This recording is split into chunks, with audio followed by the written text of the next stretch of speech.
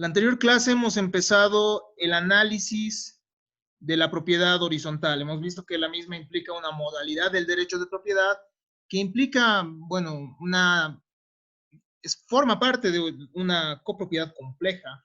Es decir, que en esta concurren tanto la propiedad individual sobre locales, sobre apartamentos o sobre unidades funcionales, lo que se denomina unidades funcionales, como también la copropiedad sobre las partes comunes. Hemos visto que existen departamentos o locales que van a ser partes del edificio, partes de un edificio de utilización independiente y que tienen acceso a la vía pública de manera directa, puede ser en el caso de las tiendas, o de manera indirecta, mediante los pasillos, mediante las gradas, como sucede en el caso de los apartamentos. Estas también son denominadas partes propias o individuales. Tenemos en la propiedad horizontal, además, las partes comunes. Las partes comunes van a ser aquellas que se encuentran sometidas a una copropiedad con indivisión forzosa. Es decir, que pertenecen a todos los propietarios de las unidades funcionales del bien que ha sido afectado en propiedad horizontal, ¿no? Dentro de estos encontramos los cimientos, patios, escaleras, estos que se encuentran establecidos en nuestro Código Civil en su artículo 187. Tienen además, por el carácter peculiar y la complejidad, si se dan cuenta, la propiedad horizontal implica la propiedad individual de ciertos departamentos o locales y a la vez de partes comunes. Entonces implica que hay cierta correlación entre los propietarios de las partes individuales, que además son copropietarios de las partes comunes, por lo cual requiere de reglamentación. Los derechos sobre las partes comunes, resultan inseparables. Todas las partes, todos los copropietarios tienen que cumplir con el pago de las que se denominan expensas respecto a las partes comunes. Hemos revisado el tema de la prehorizontalidad. Hemos visto que es un momento en el cual se dan efectos técnicos, efectos jurídicos. Hemos visto que durante el estado de prehorizontalidad se puede realizar incluso actos jurídicos sobre los bienes que forman parte de esta prehorizontalidad, ¿no? De esta prehorizontalidad. Se puede hipotecar inclusive estos bienes. Hemos visto además que las características de la propiedad horizontal, hemos visto por qué se denomina propiedad horizontal. Corresponde ahora revisar los derechos y obligaciones de los copropietarios en propiedad horizontal. Los copropietarios en propiedad horizontal, a la vez, reiteramos, son propietarios de sus unidades funcionales, ¿no? Según Marta Villazón, que es citada por el autor Ruz Ledesma, los copropietarios dentro de la propiedad horizontal van a tener obviamente un derecho exclusivo sobre sus unidades funcionales, por lo cual pueden realizar las mejoras necesarias dentro de los límites de su piso. Pueden hacer subdivisiones en su piso. Pueden disponer de la propiedad individual. Es decir, que un copropietario en la propiedad horizontal es copropietario respecto a las partes comunes, pero es propietario individual respecto al apartamento, respecto a la unidad funcional, tienda, local, etc. Entonces, tiene el derecho de disponer, a diferencia de la copropiedad que habíamos visto hace un momento, que habíamos visto, bueno, en la anterior clase ya, ¿no? La propiedad horizontal permite que el propietario pueda disponer de su unidad funcional, y esto puede realizarlo sin necesidad de acudir ante, qué sé yo, ante todo el directorio, a menos que el reglamento así lo establezca, ¿no? Pero en realidad su apartamento, su unidad funcional, es de uso exclusivo, ¿no? Es de uso exclusivo, es una propiedad exclusiva, es decir, tiene uso, goce y disposición sobre la misma. Por lo cual puede disponer del mismo, puede transferirlo a quien él guste, ¿no? Tenemos además, dentro de los derechos, el proponer innovaciones y mejoras de las partes comunes según el reglamento interno. Como les he manifestado, debido a la naturaleza compleja de la propiedad horizontal, se debe reglamentar la misma. Debe existir un reglamento entre los copropietarios, ¿no? En el cual se va a establecer, por ejemplo, los horarios en los cuales se encuentra abierto el edificio, tal vez, las fechas hasta las cuales se puede pagar las expensas, se puede establecer diferentes situaciones, ¿no? Se puede establecer si es que se permite o no, tal vez el consumo de bebidas alcohólicas. Entonces, esto es lo que sucede al menos en la propiedad horizontal, ¿no? En la propiedad horizontal es necesario, bueno, tenemos que aclarar que si bien se pueden realizar innovaciones, si es que uno puede realizar, qué sé yo, puede en su departamento, puede realizar las extensiones que vean necesarias, o las modificaciones, perdón, que vean necesarias, puede dividir una determinada habitación. Sin embargo, esto puede hacerlo sin perjudicar al resto, ¿no? Es decir, que no puede ponerse en peligro la seguridad del edificio y tampoco alterar su arquitectura, es decir, o los servicios comunes. Es decir, no hay que afectar al edificio como tal. Internamente se puede realizar las divisiones que se vean necesarias, pero esto sin afectar a las partes comunes. Es decir, yo no me puedo ingresar, yo no puedo crear una habitación, por ejemplo, que, que forme, ampliando mi habitación hasta los pasillos, por ejemplo, ¿no? Eso estaría en contra de los derechos de los otros copropietarios que tienen, obviamente, el derecho sobre las partes comunes, ¿no? Es importante esto, ¿no? Tienen derechos entonces a todos estos aspectos. Además encontramos, además de los manifestados, según la autora, nosotros encontramos en nuestro Código Civil que los propietarios en la propiedad horizontal tienen derecho a usar el piso o compartimento conforme al destino establecido en el reglamento. El reglamento es muy importante, ¿no? El reglamento establecerá si un determinado bien, si una unidad funcional o local va a estar destinada a tienda o si va a estar destinada a vivienda. Entonces se tiene que cumplir con lo que establece el reglamento. El derecho de las partes comunes es proporcional al valor del piso, ¿ya? El derecho entonces sobre las partes comunes termina siendo proporcional al valor del piso. De acuerdo a esto es que se va a establecer el pago de expensas. Y esto del pago de expensas es una de las obligaciones más importantes de la propiedad horizontal. ¿A qué voy con esto? El pago de expensas, o bueno, el título de pago de expensas o de deudas de expensas, es decir, si alguien debe de los mantenimientos, etcétera, en un edificio, esto se constituye en un título ejecutivo. ¿Qué significa esto? Que el copropietario que no haya pagado el mantenimiento sobre su cuota, bueno, el mantenimiento sobre que le corresponde pagar, puede en determinado momento verse como ejecutado, ¿no? Respecto al resto de los copropietarios, incluso puede rematarse su apartamento, su tienda, ¿para qué? Para cobrar esas expensas que él debe, ¿no? Entonces es sumamente importante tomar eso en consideración. Las expensas, las deudas por expensas constituyen entonces un título ejecutivo y el, el propietario que debe de expensas garantiza con su patrimonio el pago de las mismas, ¿no? Tenemos además obligaciones de los propietarios y copropietarios en la propiedad horizontal.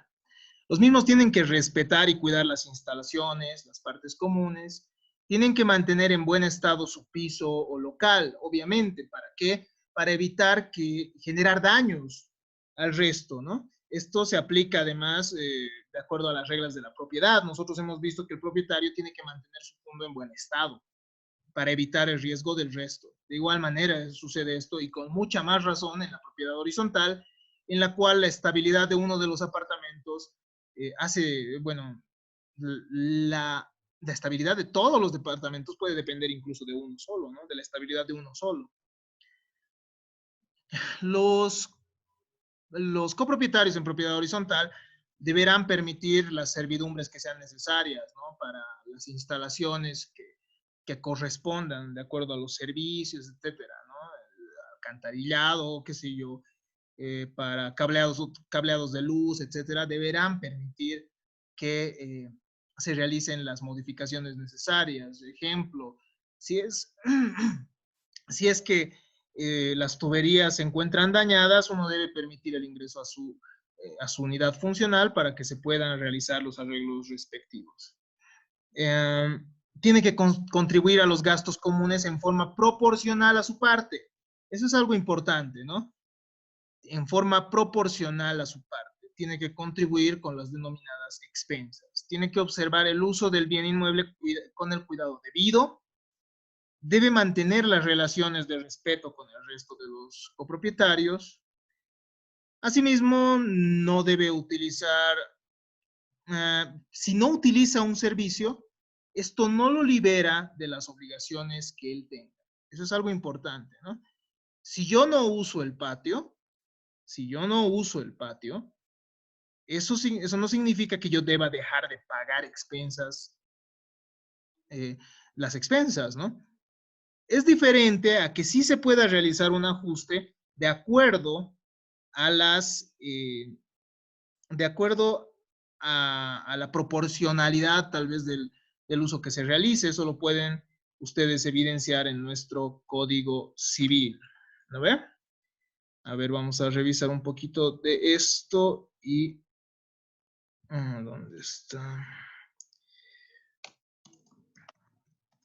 Nuestro Código Civil permite el reajuste, ¿no? Uso del piso, compartimento, partes comunes, derechos de innovaciones, indivisión, distribución de gastos. Los gastos necesarios, nos dice el artículo 191, para la conservación y goce de las partes comunes y para el pago de los servicios en interés común, deben ser cubiertos por los copropietarios en proporción al valor de cada propiedad, salvo disposición contraria del título. Si se trata de cosas destinadas a servir en medida diversa, los gastos se reparten en proporción al uso que cada copropietario pueda hacer de ellas. Puede suceder que un piso tenga acceso a una terraza y el otro no. Entonces, de acuerdo a eso, se puede establecer la proporcionalidad, bueno, un pago de expensas proporcional, ¿no? Sin embargo, que ellos no utilicen cierto servicio al que tienen acceso, por ejemplo, si es que alguien no utiliza el ascensor y usa las gradas, esto no lo libera bueno, de realizar el pago de las expensas, de cumplir con el pago de estas. Podemos agregar además dentro de las obligaciones de los copropietarios en propiedad horizontal que los mismos tienen la obligación de ceder su parte, de acuerdo al avalúo pericial en caso de que el edificio vaya a perecer, ¿no? Reglamento, administración y asamblea de copropietarios. Estos son tres elementos necesarios e importantes en la propiedad horizontal. Debido a la naturaleza de ese instituto jurídico, se hace necesario que los copropietarios redacten, conforme a lo previsto por el artículo 194 del Código Civil, un reglamento. Este mismo va a establecer diferentes aspectos, ¿no? Como la duración de la propiedad, qué sé yo, la duración dentro de la cual se considera razonable que permanezca este estado de la propiedad horizontal, los objetivos, la duración también de la vigencia del reglamento, el destino que van a tener las unidades funcionales, es decir, se va a establecer si es que, porque puede existir, por ejemplo, ciertas tiendas que pertenezcan a todos y se alquilen y al final el alquiler de esas tiendas se debe administrar, ¿no? Por el administrador del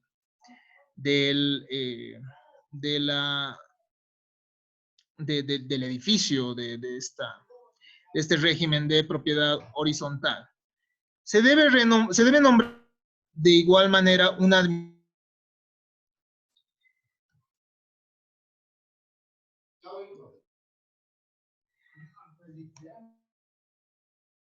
se debe nombrar entonces un administrador.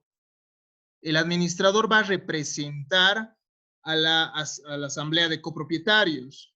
Va a ser nombrado por 2/3 según el valor del edificio, ¿ya? Es decir, que uno de los copropietarios puede tener mayor valor en su votación de acuerdo al valor que tenga digamos, al valor que tenga su propiedad, ¿no? En caso de no establecerse, bueno, un administrador, esto se puede solicitar ante la autoridad judicial. Asimismo, es necesario un consorcio de copropietarios.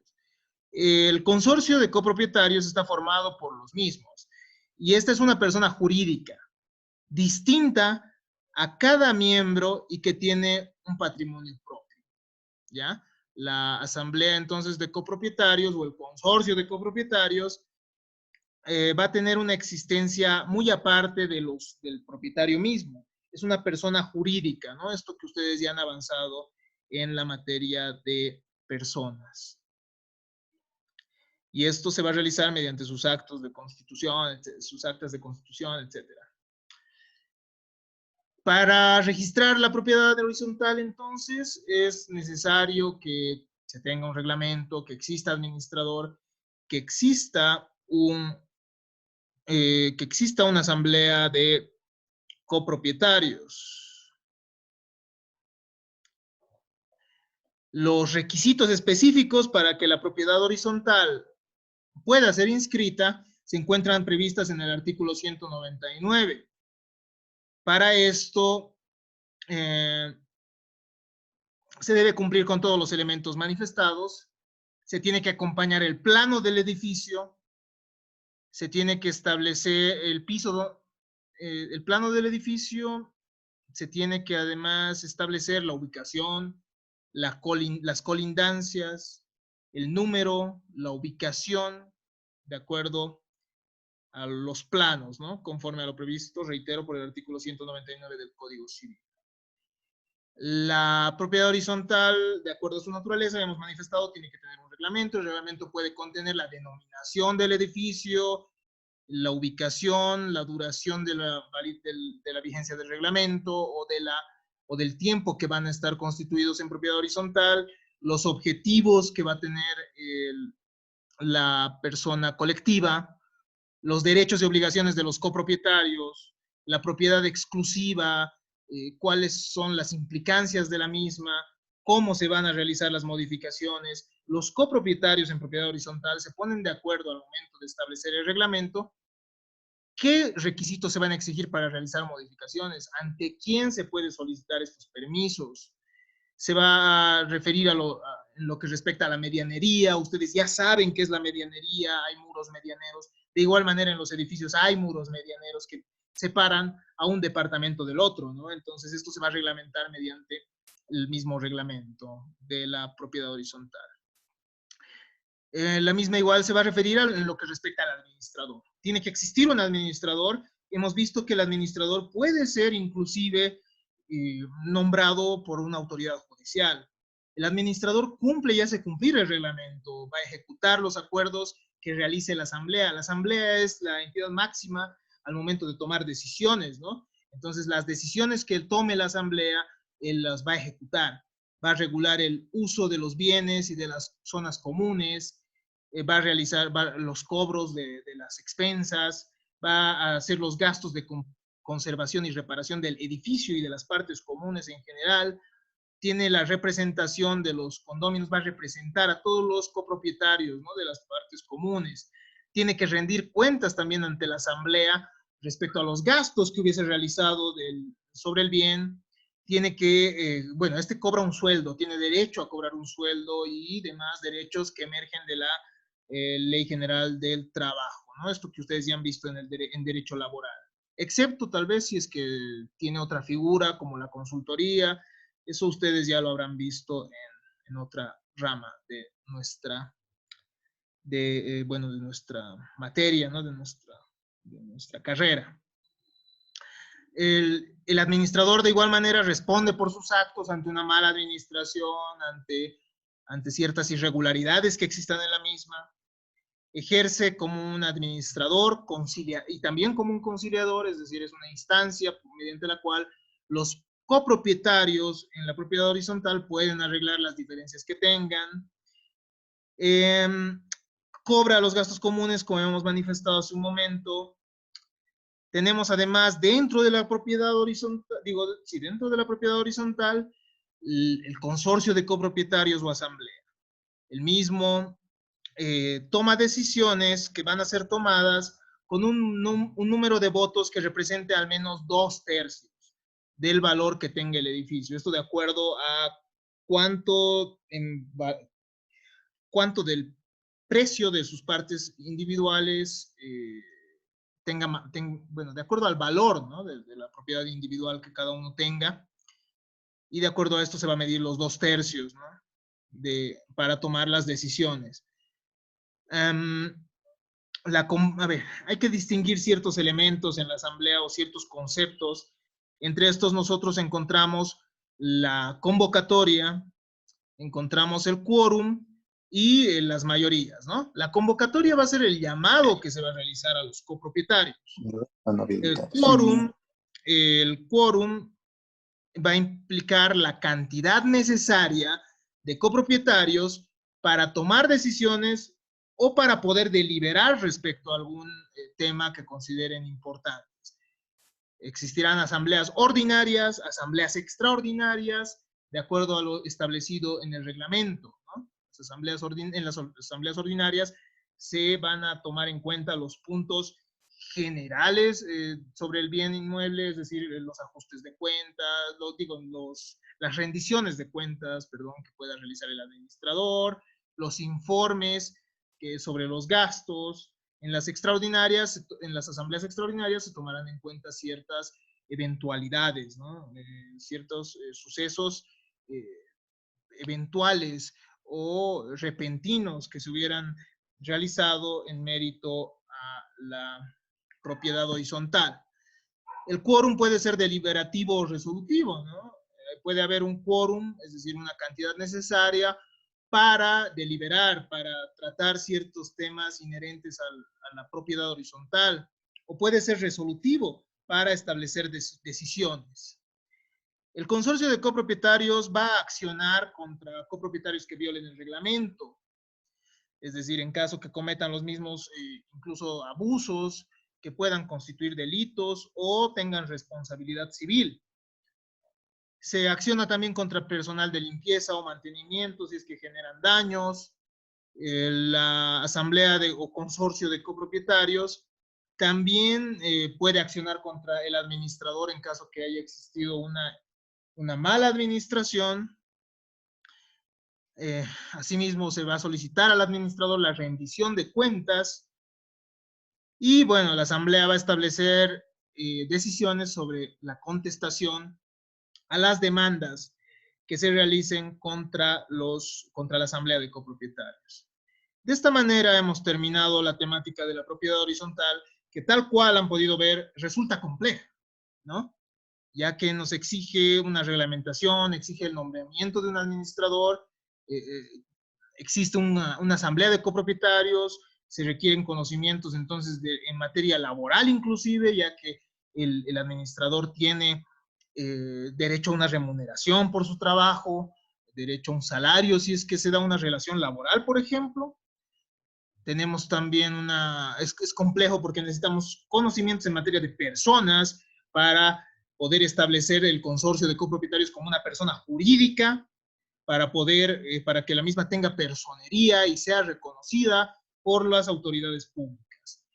Entonces, esto de la copropiedad horizontal tiene también un estado de prehorizontalidad, como hemos manifestado, en el cual se pueden realizar incluso hipotecas sobre estas unidades funcionales que se encuentran en proyección. Espero que haya sido de su agrado esta clase, por lo cual terminamos la temática de la propiedad horizontal.